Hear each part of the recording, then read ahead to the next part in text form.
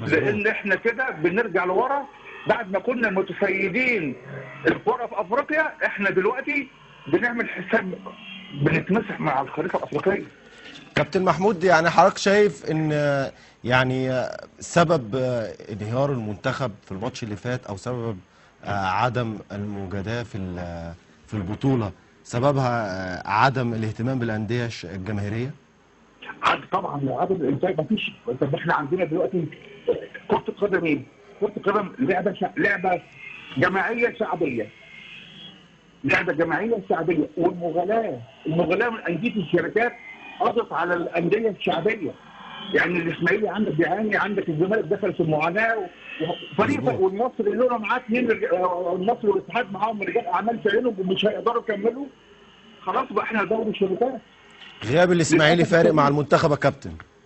ايوه يا فندم، فعلا الاسماعيلي فريق كبير.